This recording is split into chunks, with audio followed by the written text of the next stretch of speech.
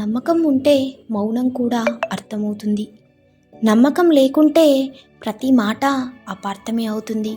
మన దగ్గర ఎంత సంపాదన ఉన్నా, శారీరకంగా ఎంత బలంగా ఉన్నా, మానసిక ప్రశాంతత లేకపోతే అన్నీ వ్యర్థమే.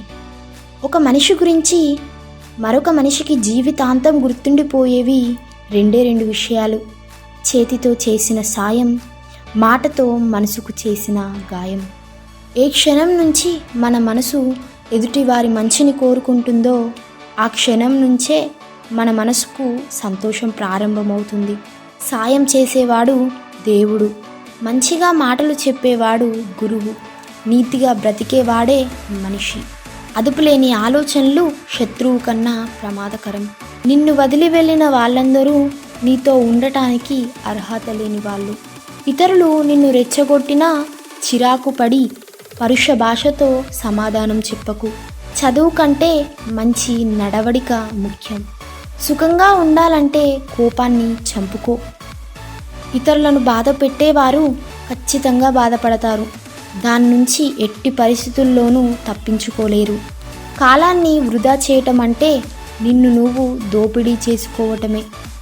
శ్వాసపై ధ్యాస ధ్యానంగా మారాలి, అది శూన్యంపై ధ్యానంగా మారుతుంది. మనం చేసే మంచి పనులైనా చెడు పనులైనా నీడలా మనల్ని వెంటాడుతూనే ఉంటాయి. పుకార్లు శత్రువుల ద్వారా పుట్టి, అజ్ఞానుల ద్వారా పాకి, మూర్ఖుల ద్వారా అంగీకరించబడతాయి. డబ్బులను నీ చెమట నీళ్లతో సంపాదించు, ఇతరుల కన్నీళ్లతో కాదు. అసూయతో బ్రతికేవాడికి సరైన నిద్ర ఉండదు. అహంకారంతో బ్రతికేవాడికి సరైన మిత్రులుండరు. అనుమానంతో బ్రతికేవాడికి సరైన జీవితమే ఉండదు. హింస అంటే శారీరకమైనదే కాదు, మాటలతో ఎదుటివారిని బాధ పెట్టినా అది హింసే అవుతుంది. మనసు చెప్పినట్టు మనం వినటం కాదు, మనం చెప్పినట్టు మనసు వినేలా చేసుకోవాలి.